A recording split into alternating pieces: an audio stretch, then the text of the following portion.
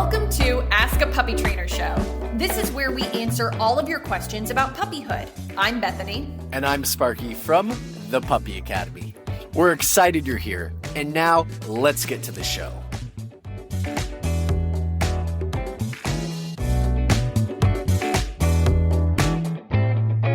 Hello, TikTok.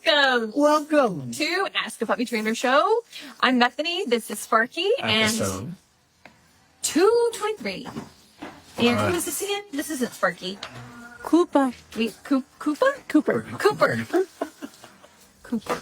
But yes, we actually have Sparky. So I'm endlessly teasing Sparky about the dog Sparky that's currently enrolled at the Puppy Academy. He's very high energy. He's very nutty. He's very excitable. It's like reincarnated as a dog. And we are taking, if you don't know anything about Southern California, once it hits 60 degrees or below, all the, the toboggans come out, the beanies, the little jackets for the dogs, because we're all freezing to death. And so that's why, even though the sun is shining, it's nice and nice outside. Look how cute. Look how cute Cooper is. So cute. Oh, hello there, sir. Oh, that touched my brain. Went to my brain. All right, guys, you can put your comments down below. Sparky apparently is doing his homework in advance and reading them all. You just find I am totally. I am absolutely. Well, let's go ahead and get started. You find one? No, not yet, but that's a good one. You're going to like that one. All right, let's start with the short one. Okay. TJ Wilson. Feels like it's a famous person. When is good time to allow additional time, 1 to 2 hours outside crate, 6-month Cocker Spaniel, when they're able to handle it? Yeah. So that means if I've done like 20 minutes of training, I've done a 20-minute walk, I try to have him hang out on a leash just around my body, and he just kind of keeps hitting the end. He just seems like he needs more. That's your decision to either give him more to see if you can get him in a calmer state, or if you can't give any more, he's really getting amped up, that's actually when you want to put him back in the crate. So him being out in the crate additional time is all based on whether he can physically handle it. So if he's jumping, nipping, biting, you find yourself getting through like a 3-strike roll, like you're saying no a bunch of times, and there's no recourse, there's no improvement, that's when dogs need crate, because they just need it nap time. They're overstimulated. But if he's able to lay by your feet on his dog bed, I have his entire lunch in my training pouch. I have a bed next to my hip, and he's sitting there or laying down. He's kind of looking at me every 10, 20 seconds. Good handful of food. Probably can see that. Let's go back. It's like good handful of food. He's in my back. Good handful of food, good handful of food. So you're actually teaching him to be calm and relaxed. So I use all the work, all the play, all the training as a method of teaching him how to settle and stay out of crate for longer. We don't want dogs after 20 minutes of training, walk, play, and all the things they need to then do zoomies around our house. We want to actually teach them how to relax and settle. That's a learned behavior. You guys are going to teach place command and start working on place duration. I would say if you have a Cumberland Spaniel that's 6 months old and they are struggling with being calm outside of crates, I've got, something that you could try. I like stacking. If I've got a dog that's a little bit more driven. And so we look at things where the dog is in playtime, work time, calm time, or break time. Most puppies can't handle break time. But by the time... The mic seems a little better. Yeah, here we go. Hang on. Let's fix the microphone. We all watch me. I'm going to take Cooper. We're worse than dogs. You can take Cooper. Cooper. Can you take Cooper? It's like when I was on the bikes. We're just having a good time here, guys. So anyway, you kind of break up their day, like that. But a lot of puppies can't handle break time. Their break time is when they're in crate, which is also calm time. Or playpen, or back-tied, tethering. Exactly. So what I would do is stack up some stuff. So when I let them out of crate, they do a potty break. I would do a little bit of work, play, work, and then finish with place duration, like what he said, with the food, but I'm going to tweak it a little bit. So we'll do our place duration, which is go to the spot, lay down, calmly, you get food reward. Then I'm going to just ignore my dog for a while, and they can get off. So it's kind of like the method that we use for back tying, except I'm the back tie. So this is what I mean by this, is you're going to have to kind of devote a section of time to this, and I'll try to be quick about it. A 6-month-old dog should be able to do training between the ears, which is TBT, TBTE. I don't know, whatever it is. There's some acronym TBTBTDE. that some trainer uses, but it's training between the ears, where you can let the dog just hit the end of the leash, and you just don't let them get to things they can't. There's no big no. There's no big punishment, unless they like bark at me or jump up on me or really bite the leash. I might give a little tug, but other than that, I don't say anything. Like, I'm just hanging out with the dog. But I also don't give in to them wanting attention desperately from me, because that would defeat the purpose. So if they're just like, please, please, please pet me, I'm just ignoring them. And if they start to jump up on me, I'll address it. I'll do a little leash pressure and bump them off.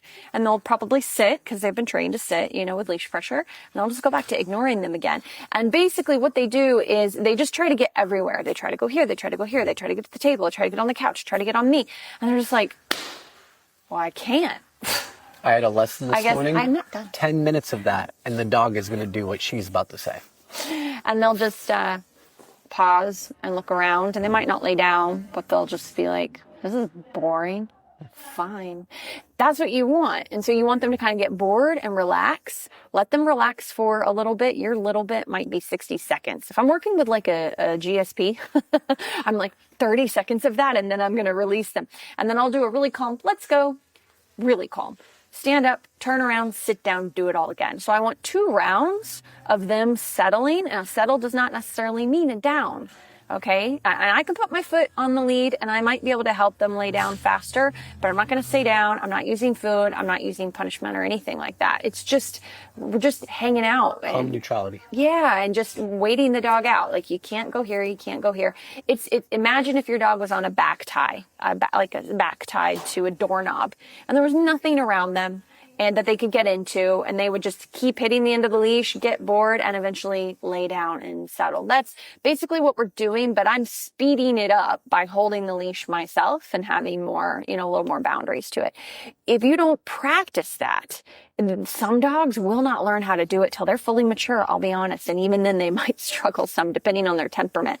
So I would go ahead and start practicing that now. The second round that you do, where the dog finally kind of is like accepts defeat, then they start chewing on the carpet. Nope, pressure. Start all over again. Fine, I guess I'll just... You're teaching them how to be bored and be okay with it.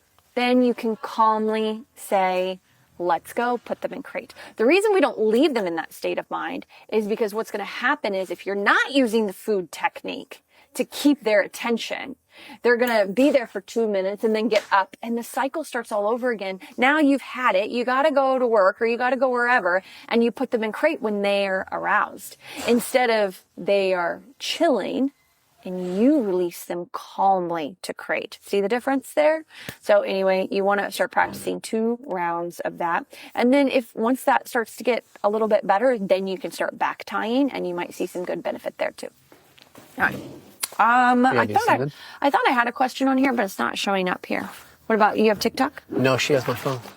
Oh. My phone is YouTube. Can you, How can I help my 9-week-old puppy to stop biting? Oh, well, we happen to have a lot of videos on that in our online school. Like, we kind of go really in depth to it. There's a main video, and then there's a 2.0 video, and a severe, and you get to us one-on-one.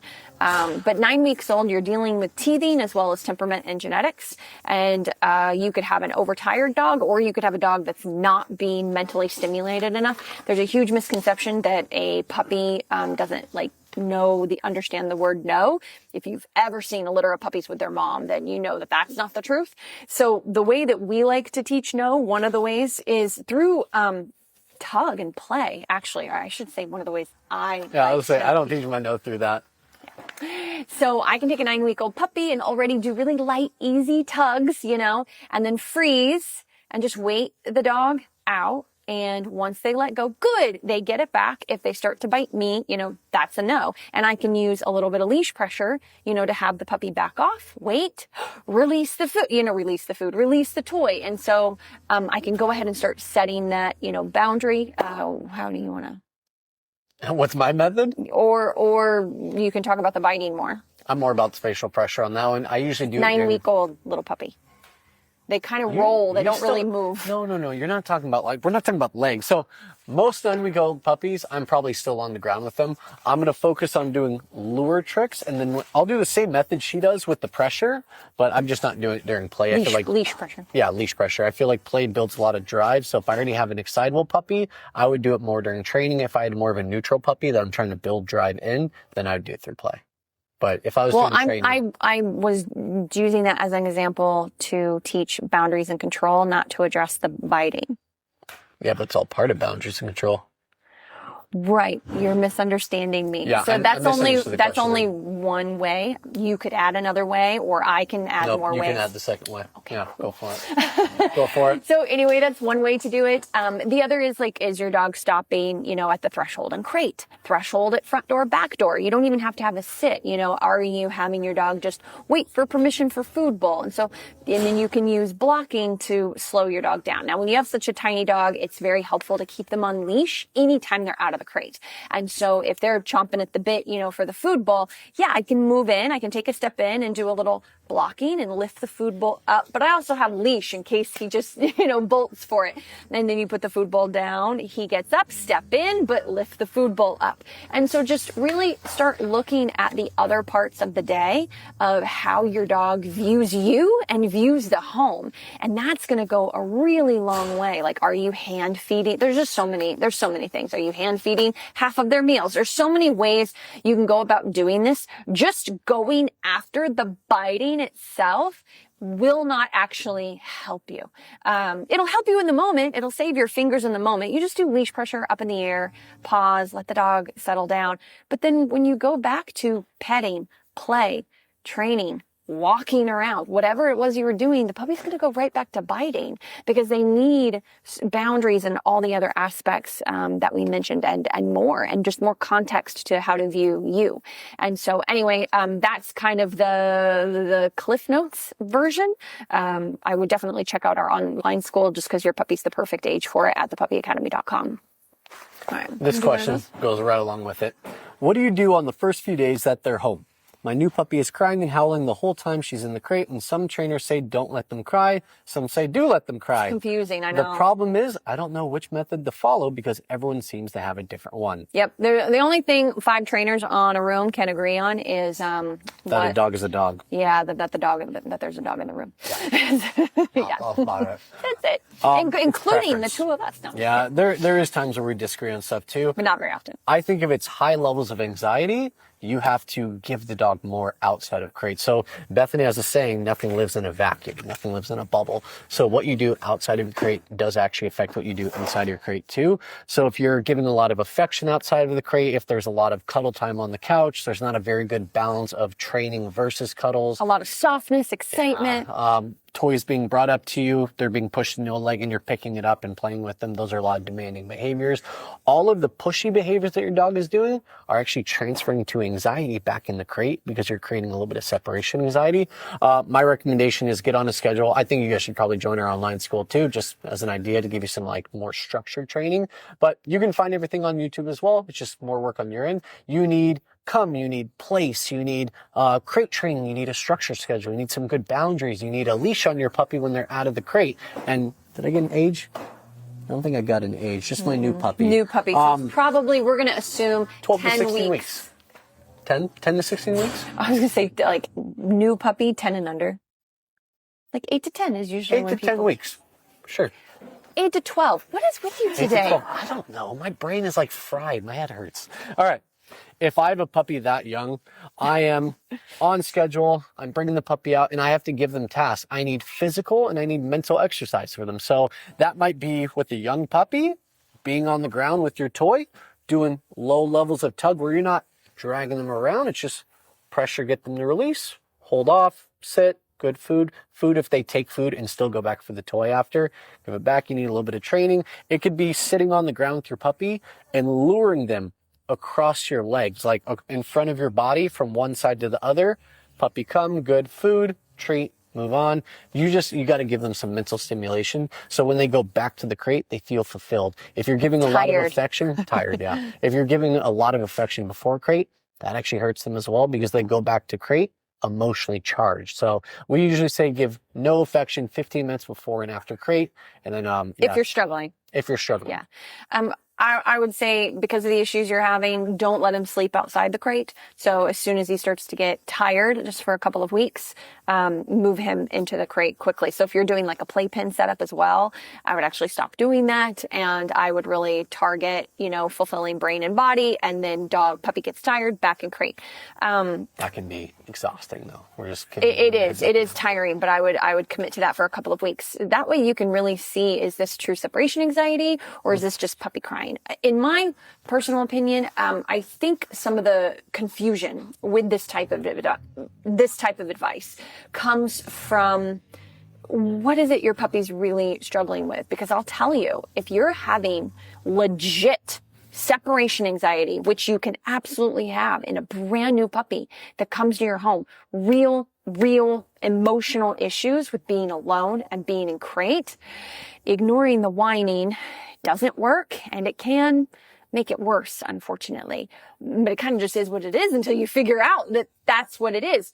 And the reason I say that is because lots and lots of puppies, hundreds of thousands, it's not that big of a deal. They just whine for a little while, go to sleep, and then they learn, oh, I can sleep in crate. They're not going to come back if I whine and demand to be let out. And they're like, fine, whatever. They go to sleep, and then 2 weeks of whining it out, they're fine. It's no big deal. You know what I mean? And so that's a really good method for a lot of puppies, unless there's more to it than that. Genetics. Yeah. So anyway, just keep that in mind, guys. That's why some of this advice, it works for some and not others. That the advice that you read on the internet.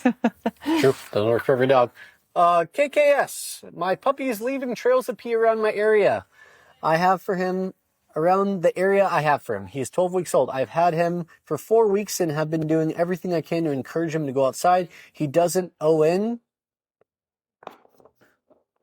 He doesn't go, I'm not sure about that, but pees and puddles, does it while walking. What can I do? 12 weeks old? That's crazy. That's really crazy. That's like marking at the highest level, or UTI. Is it a wiener dog? I've seen wiener dogs do it. I think that's it. Just my puppy. I don't think that's it. That's all we get.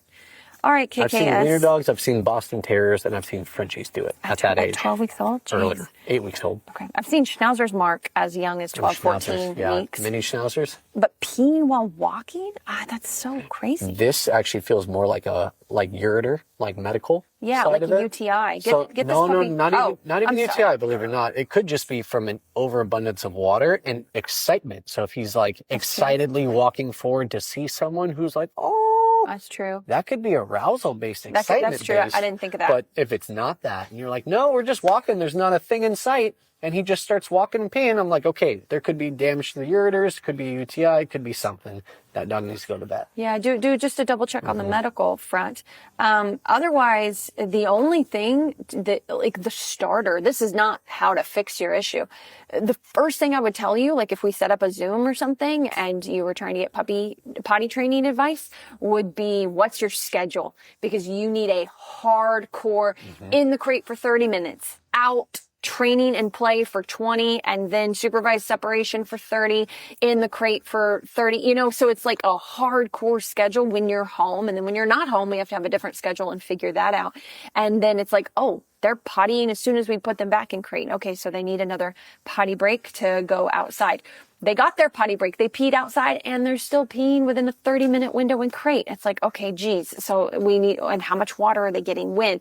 My point is this is definitely like something you need to meet with someone about for like a 15, 30-minute Zoom. You could do a Zoom with any trainer you want anywhere in the world. Most trainers will do Zooms, and really work this out, because this is going to take some finagling to figure it out. First, you got to get set up with your schedule and then have all the answers from that. Then tweak the schedule and get feed, because your dog is giving you feedback, right? That's what we do. That's what we're trying to do here with these schedules, is we get feedback from the dog. What's working, what's not working? How do we tweak this? How do we help the puppy? And so that's what you're going to need to do.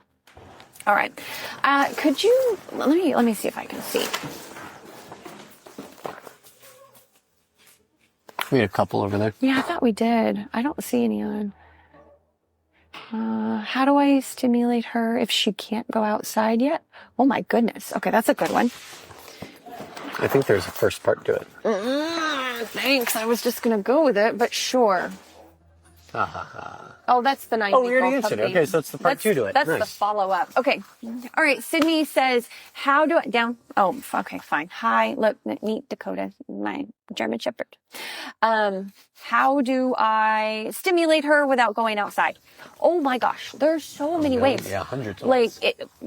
Our program is full of them. Anybody's program would be full of them. You could also go do a 2-hour deep dive on YouTube and just type in puppy training basics. It's all done inside first. You never want to do anything outside first. So it's, an hour of work divided throughout the day in the house, not outside the house. And then how you play with your dog matters. You need to be learning how to do all those things because you have a dog, so you have to learn how to communicate and teach dog. And so, that's why I like that question, because it's a simple answer, but it's a really common question. And the other thing I would say, the biggest mistake that I see the newbies make is they do all these things and then they never put a leash on their dog. And then they put a leash on their puppy and try to go do it in the yard. And it's crazy. Opposition reflex like you cannot believe. Yeah, it's crazy to the puppy. So you do it all in the house. You can do it off leash if you want, but then you need to put a leash on your dog and practice all those things on leash in the house, in the backyard, in the front yard, in the hallway of the apartment building you live before you're even doing it outside. And so you got a lot to do. And the other thing that I like to do, another reason I wanted to answer this question, my favorite thing, which is class 2 in our online school, is at least I think it is over, under, through. So it is our job to condition our puppies for the world. One of the ways we do that is we play YouTube noises in the background while they're working on basic obedience or they're just hanging out in crate, of traffic, of planes, of dogs barking, babies crying, all that stuff. But they need to know how to move around. And so you guys might have seen some of these fun videos on Instagram. These are the best breeders where they've got like this whole shebang in their backyard of like plowing through bottles and then going over a hard surface and then walking through, like I could just take a tub. You go buy those tubs at Walmart, those storage tubs. I can flip the lid over, put a little bit of water in it, and then lure food with my puppy to walk over it. I can go on my hard floor versus my carpet floor. I can go over a towel, under a step ladder. I mean, over, under, through is just a concept of how to build your puppy's confidence, resilience, and your relationship with them. It's the most fun, best thing to do ever. Who cares about obedience if your dog can't function in the world? I like it a lot. I don't know if you can tell. So if you just spend a week getting creative, Dakota out, stop bothering everybody. She's just so happy and loving. Oh my gosh. Did you train her? She's super loving. I trained her to be loving.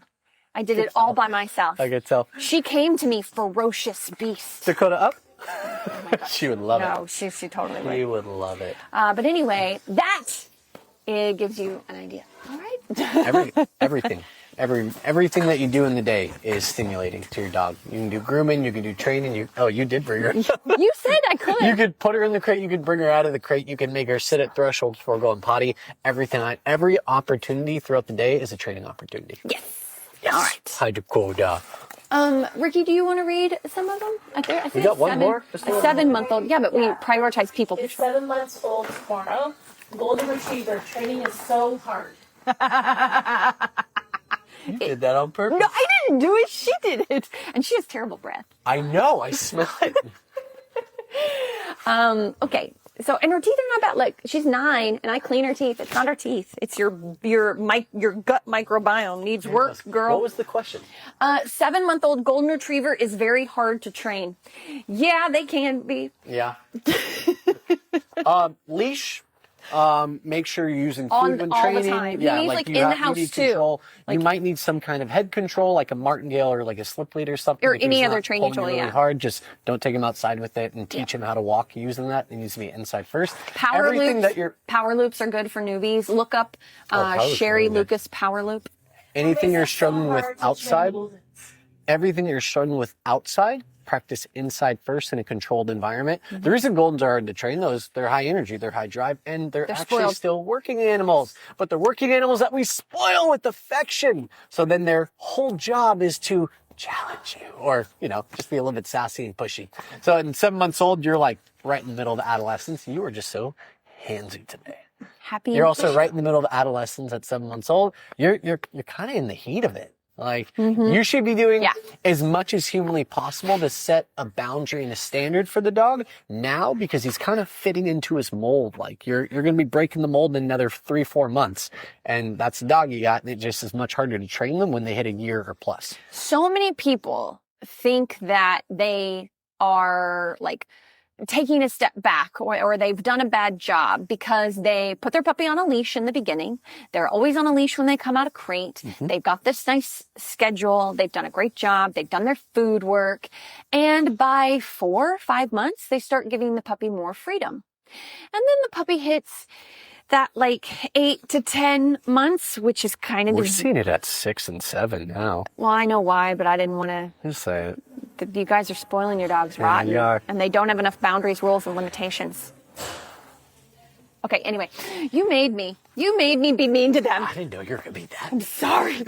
But How can you be mean with the coat can on I your lap? go back to being nice again? So then they don't have to use leash for a while, and the puppy's doing good. They're in this like window where they're doing, you know, good. And then the dog starts to become a maniac again, and they think that they've done something wrong because the trainer's telling them to put their dog on a leash again, and they're having to do more boundary training all over again. No, it's because you're hitting adolescent stages. I mean, if you've ever had kids, think about one day they come home and they just yell at you and slam the door, and you're like, Why? What happened? Oh, the teenager has come. Hormones. They absolutely have hormone fluctuations. And I'm sorry to say it, but you're in thank you. But you're in a new phase of life. And so what I mean by that is when they're puppies, they're in, like a real playful follower mode all the time. And you really want to utilize that when they're young, because just like with cute little babies that are excited when you come home from work, it doesn't last. Okay. And then they very quickly get into early adolescence and then aggression adolescence. Like they have all these phases that they go through. And most dogs do go through aggression adolescence. They just in some come form. out of it. Yeah, They in just some usually come out form. of it after. Well, they come out of it depending on how the owners handle it. That's what I mean. Some of them come out of it. The ones that don't, we get a call. Yes, exactly. But I just want you to keep that in mind. It doesn't mean that you did anything wrong, but you do need to take a few steps back in your structure, and you need to change up the game a little bit. You need to have more accountability. Maybe you need to go back to food work. If you add in more accountability, add in some food work or play, like whatever your method was when you originally trained your puppy. Maybe it wasn't any of those things. It was all handling, like whatever it is. We call it going back to the basics. Yeah, you're going to have to go back to the basics, and there's nothing wrong with that. In fact, we encourage it.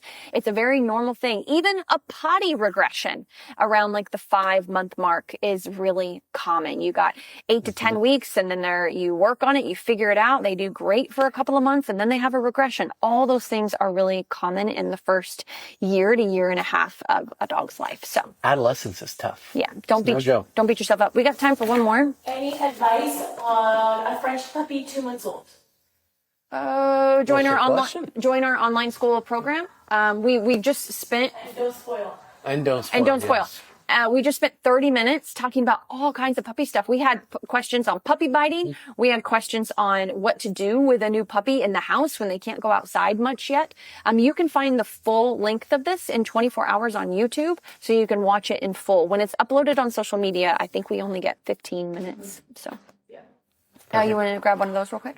We got one more over here. Okay. My puppy, 13 weeks. So basically, she has the dog crate training when she leaves the house. She works night shift and needs to sleep during the day. So they started putting her in the crate when someone is home so that I'm able to do house chores and sleep. She whines, but eventually settles. Is that normal? Will that go away? Perfect. It is normal. And honestly, it probably will go away as she gets more comfortable. Yeah, perfect. 13 weeks. Wow, that's incredible. Yeah, That's you're something doing to a do. great job. If you aren't having legitimate separation anxiety, this is normal and you're doing a great job. Do not let that puppy out of crate. If it whines, unlock unless you've learned a different type of whine, which is a potty, because it is different, but it takes time to learn what it is. But don't get in the habit of that either. Just, you have to learn from that. But yeah, doing great.